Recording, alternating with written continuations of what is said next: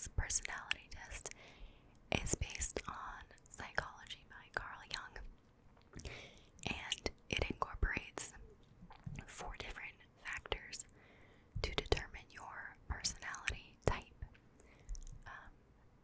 A lot of people say that it is basically garbage, but I think it can give you some interesting insight into yourself, and it's fun to do, so that's what we'll be doing today. So, the Myers-Briggs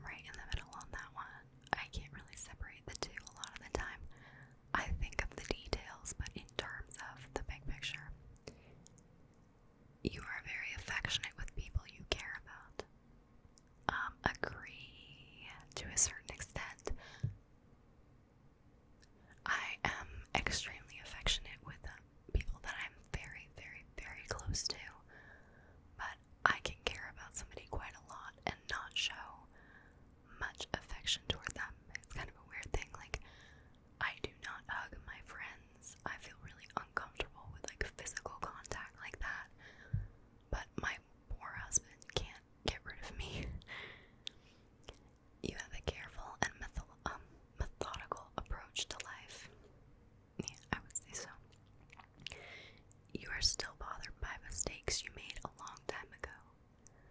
Somewhat agree. At parties and similar events, you can mostly be found farther away from the action. Agree. One thing I do a lot of the time at parties is I hope that the host has a pet, because I will hang out with their dog or cat all night if they let me. I love animals, and I am a lot of the time more comfortable when animals are present. You often find it difficult to relate to people who let their emotions guide them. Disagree. Most of the time when somebody is emotional, I can understand why. When looking for a movie to watch, you can spend ages browsing the catalog. Agree. I have a really hard time making decisions, even in terms of like a movie. If I am home by myself, I almost never really even watch anything because I can't choose what to watch. And if I am with my husband, he takes the reins, and I'll give input, but he usually makes the choice. You can stay calm under a lot of pressure. Disagree. I can be a very calm person when somebody else is really relying on me for that, but I am not in general a calm person under pressure. When in a group of people you do not know, you have no problem jumping right into their conversation. Strongly disagree. I have a very, very hard time inserting myself into social situations with groups of people that I don't know. I have a lot of social anxiety, and it makes me really, really nervous to do something like that. When you sleep, your dreams tend to be bizarre and fantastical. I'm right in the middle on that one. I will have nights where I just have mundane dreams about just performing tasks at work or cleaning the house. And then I will have nights that are just crazy story dreams, like it would be a movie or an entire novel and this whole world that I've built in my head. In your opinion, is it sometimes okay to step on others to get ahead in life? No, disagree. You are dedicated and focused on your goals, only rarely getting sidetracked. I guess sort of agree. I don't have a lot of goals. I am a planner, but only for the immediate future. Like, I don't have a 5-year plan. I don't know what I want to do in the next couple of years in terms of work or pretty much anything else. If you make a mistake, you tend to start doubting yourself, your abilities, or your knowledge. Sort of agree. I used to be a lot worse with this, especially at work. I have the kind of job where if you make errors, they can be sent back to you and it counts against you. So I always used to be terrified to make a mistake, which everyone does at some point, but if I ever did get something back or catch myself making a mistake, I would have to recheck everything to make sure I knew what I was doing. When at a social event, you rarely try to introduce yourself to new people and mostly talk to the ones you already know. Unfortunately, agree. I have a hard time introducing myself to new people, unless sometimes if I'm with a group of people that I know really well and I'm very comfortable, and there is somebody that is new to the group and they seem even more shy than I am, then I can reach out a lot of the time and talk to that person, but that's pretty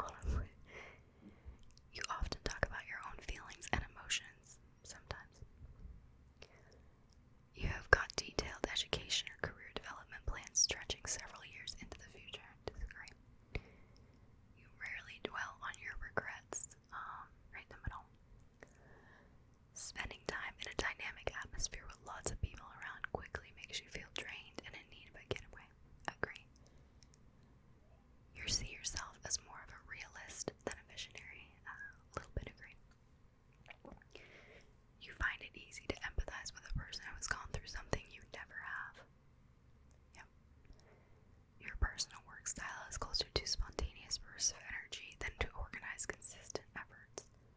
Some would disagree. I can definitely put in a lot more work in spurts when I feel very inspired to, but I have pretty consistent. Usually I'll plan something and I'll stick to it. Your emotions control you more than you control them. Slightly agree.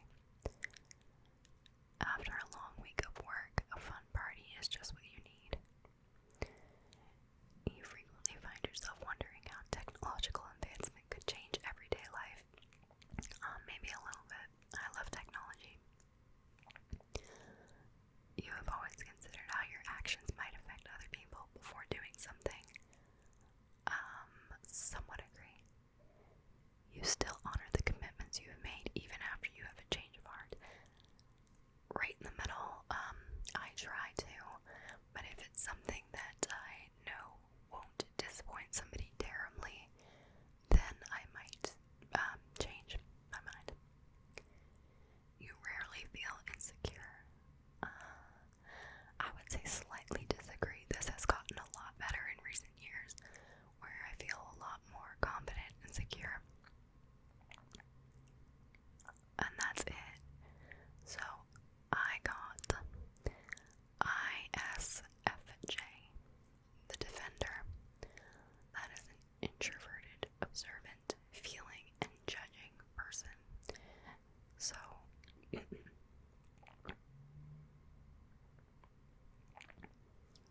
defender personality type is quite unique, as many of their qualities defy the definition of their individual traits. Though sensitive, defenders have excellent analytical abilities. Though reserved, they have well-developed people skills and robust social relationships.